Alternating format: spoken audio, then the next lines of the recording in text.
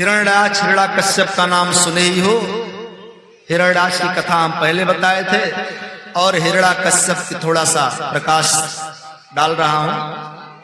हिरण्याकश्यप ब्रह्मा जी को खुश कर लेता है और ब्रह्मा से वरदान मांगता है, पितामह हमें वरदान दे दो, मैं अजर अमर हो जाऊं। ब्रह्मा जी कह रहे हैं दुनिया में आज तक कोई अजर अमर नहीं हुआ भैया, मैं भी नहीं हूं, तो हमारे पास 10 रोटी है, तुम 12 मांगोगे तो हम कहां से दे पाएंगे, ये वरदान मेरे पास नहीं है। और मांग लो, चाहे जो भी कुछ तुम मांग लो। सोचने लगा कि क्या मांगू, ऐसा कुछ मांग लो कि जो मृत्यु न होने पाए। तब क्या कह रहा है, मैं किसी से न मरूं। हाँ तो किसी से नहीं मरेगा, ठीक है। फिर उसके अंदर शंका हुआ कि लाओ कह दूं ना अस्त्र से मरूंगा न शस्त्र से मरूंगा। स्पष्ट करते हुए कहा ना मैं अस्त्र से मरूं ना मैं शस्त्र से मरूं। ब्रह्मा ने कहा ये मस्त, न तू अस्त्र से मरेगा न शस्त्र से मरेगा।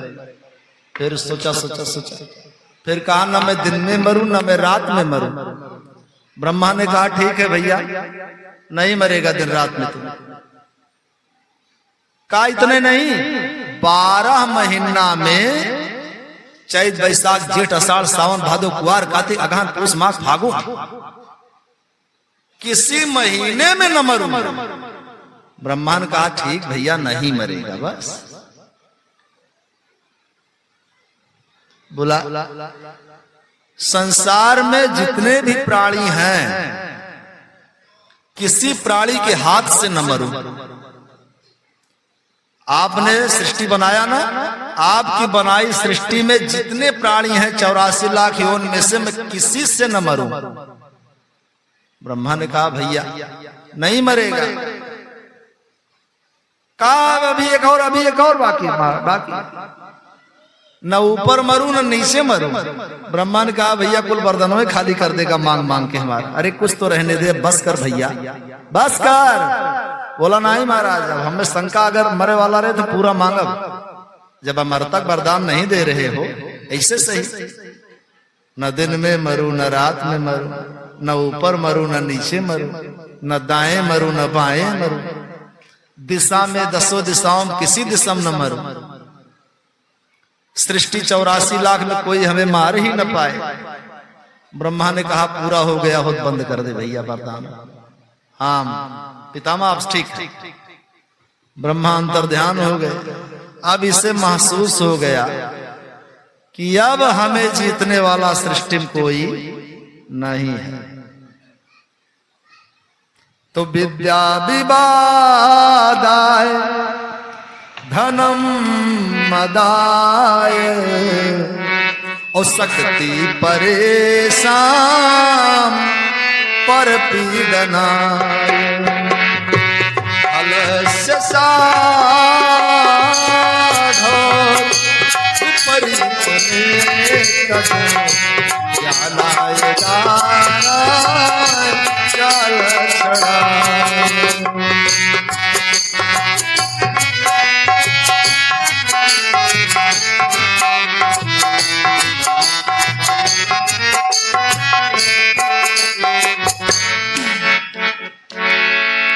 राक्षसों की विद्या विवाद के लिए होता है और शक्ति परेशानी पैदा करने के लिए होती है। धन उनका घमंड के लिए होता है, दूसरों को पीड़ा देने के लिए, परेशान करने के लिए उनकी शक्ति होती है। शक्ति पाई गया है ब्रह्मा जी से। अब सबसे पहला हमला स्वर्ग में बोल दिया और स्वर्ग में जैसे पैर रखा तैसे सारे देवी देवता स्वर्ग छोड़ करके भाग गए। लगा ठहाका मार के हंसना। बाजा वाले हमारे साथ दुखित रहते हैं, गुरुजी अक्को दाना गावे बजावे देते हैं। तब क्यों यस बैठी हैं ढोली मूड़ी कही के, यस क्यों यस बैठी हैं। एक आध जन यस बैठे देखत नाच का पहरे है नहीं, उदास समय जरूरत नहीं। सिलाइजपुर में ये लोग कथा श्रवण करने वाले हैं।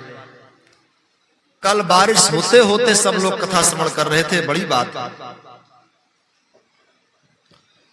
जो बुद्धिमान रहेगा वो कथा श्रवण करेगा, और जो दिमाग से कमजोर रहेगा, इसलिए नाच वाच में दिमाग से कमजोर वाले सब पहुंच जाते हैं। आप सब नहीं पहुंच पाओगे उस नाच में। नाच में कतई नहीं बैठ पाओगे, वहां जाते समय शर्माओगे आप लोग, कैसे वह जाइए, कैसे जाइए। लेकिन कथा में दिल खोल के बैठे हो, क्योंकि दिमाग की मजबूती ये दर्शाता है कि दिमाग से जो जितने मजबूत रहेगा वो उतने कथा भागवत श्रवण करेगा, और दिमाग से जो जितने कमजोर रहेगा उतने नाच देखेगा, क्योंकि इसमें दिमाग लगाना ही नहीं है। सबसे पहला कदम जैसे स्वर्ग में रखता है हिरण्याकश्यप, तैसे स्वर्ग खाली। हाहाकार करते हुए, अट्टहास करते हुए हंसा, अपने भुजाओं को ठोकते हुए फिर नीचे उतरा, पाताल तक दौड़ लगाया। नारद बाबा श्रीमन नारायण नारायण कहते हुए जाप कर रहे थे। हिरण्याकश्यप, हिरण्याक्ष दोनों भाई बोले, बाबा सीताराम सीताराम नारायण नारायण करते हो, ये सब क्या है? कुछ लड़ना भिड़ना जानते हो? नारद घबराए। नारद बोले, भैया ये सब तो हमें नहीं मालूम है, लेकिन एक बात है, अगर तुम्हारी लड़ने की बड़ी इच्छा है तो कुछ अत्याचार करो, पृथ्वी उर्थवी को इधर उधर करो, दाएं बाएं, और अपने नाम का खूब जयकारा लगवाओ, और जहां कहीं पूजा पाठ कथा भागवत होता है वहां अत्याचार करो। उसने कहा तब? अरे नारद बोल तब क्या? तब एक व्यक्ति उसी में से आपको लड़ने वाली कला सिखाएगा। अरे मैं सीखा हूं, हमें वो चाहिए जो डायरेक्ट आकर के लड़े हमसे, खुजली हो रही हमारी भुजाओं में। नारद बोले, वो भी कर देगा, तुम्हारी हर इच्छा पूरी कर देगा, घबराने की बात नहीं है। अब जान गया कि लड़ने को तब मिलेगा जब हम बुरा बुरा कार्य करेंगे। तो अब क्या करने लगा? हिरण्याकश्यपु दैत्य महाविद्यालय, और उसमें बच्चों को पाठ पढ़वा रहा है। हिरण्याकश्यपाय नमः, श्री रामाय नमः के दर पे हिरण्याकश्यपाय नमः, गोविंदाय नमः के दर पे हिरण्याकश्यपाय नमः, मात पे चरण कमलेभ्यो नमः के दर पे हिरणाच हिरण्याकश्यप चरण कमलेभ्यो नमः। ये सब कराना शुरू कर दिया। संडा मर्क वहां के गुरुजी थे, उसके विद्यालय के, संडा मर्क नाम था। क्या नाम था? संडा मर्क, या डंडा मर्क कहा था। सबको तो हिरण्याकश्यपाय नमः का पाठ पढ़वाने लगा, लेकिन इसी का एक बेटा, नाम सब जानते हो, प्रहलाद जी महाराज। अब प्रहलाद जी महाराज तो हिरण्याकश्यपाय नमः नहीं कह रहे थे, वो राम रामाय नमः कह रहे थे, सीता रामाय नमः कह रहे थे, राधे गोविंदाय नमः कह रहे थे, हनुमताय नमः कह रहे थे। चंडा मर्क से हिरण्याकश्यप बोला कि हमारे बेटे को एकदम पारंगत कर दो। किसमें पारंगत करें? चोरी कैसे करना है, कैसे मारना है, कैसे किसका गला दबा देना है, कैसे किसको लूट लेना है, कैसे बुरे बुरे व्यवहार करने हैं। अच्छा, संडा मर्क प्रयास करने लगे प्रहलाद को सिखाने का कि चोरी ऐसे किया जाता है, मारा ऐसे जाता, पीटा ऐसे जाता है, हरण ऐसे किया जाता है, अपहरण ऐसे किया जाता है।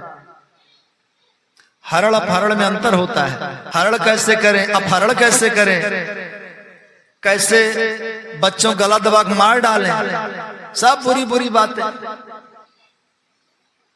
लेकिन प्रहलाद को ये सब बातें मन के अंदर नहीं आ रही।